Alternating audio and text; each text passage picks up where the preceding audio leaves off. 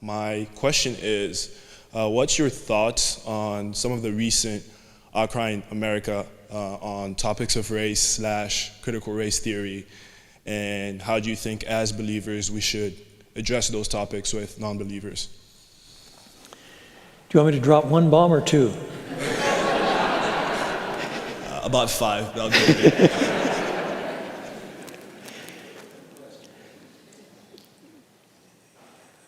I will say that it should be obvious for those who read history carefully and humbly that black voices in American history have not always been heard, that often been squelched. Their heritage has not been enriched with the discussion, the respect, the concern that should be part of any fair dealing with American history.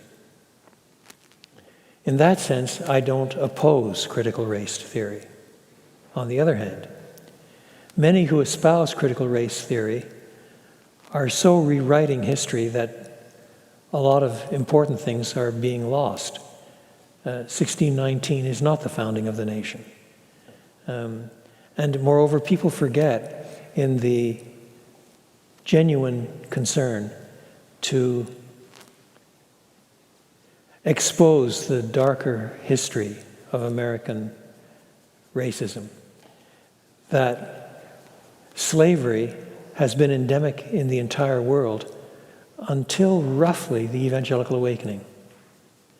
There are 3 books by Thomas Sowell, who's an African-American scholar, Sowell. He's written many books on many topics, a very learned man. Makes no pretext of being a Christian, but he's got a first-class brain. And he's written 3 volumes, they're 20 years old now, on race and something or other, race and culture, race and slavery. I've forgotten the titles, but you'd find them, they're always in print. Very well documented and so on. And what he shows is how slavery was practiced in Europe, slavery was practiced in Africa, slavery was practiced in China, slavery was practiced in the Roman Empire, slavery was practiced in the Greek Empire. Slavery was practiced just about everywhere, with various rules and problems attached there too. But what's remarkable about the abolition of the slave trade across the Atlantic, for example, was largely brought about from pressure from the Evangelical Awakening. And the fact that Christians failed so miserably to unite against slavery is shameful. On the other hand, the struggle did cost 600,000 American lives to bring about the abolition of slavery legally in this country, and the struggle still goes on. What I want to see is less triumphalism from either side, less anger from either side, and say, what can we learn? I would like to see more critical race theory set American racism in the context of world racism. And then you not only discover that some of the history has been too white, you discover that some of the black history has also been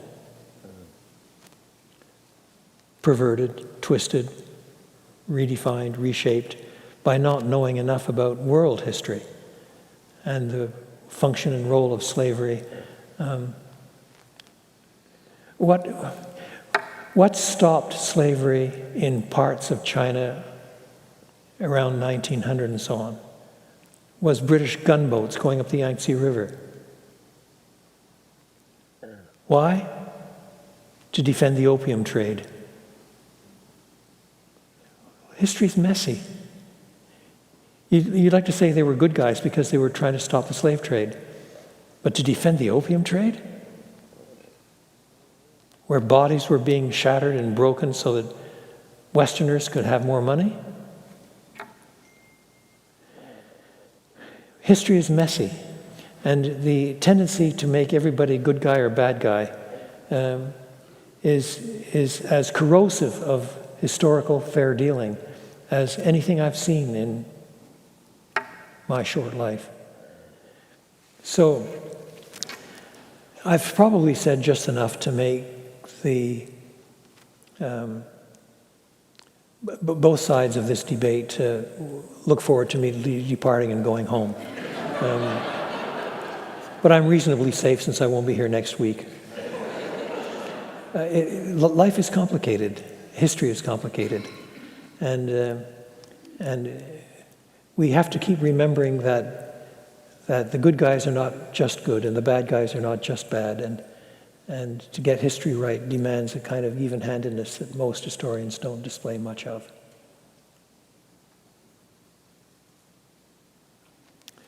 That's too harsh.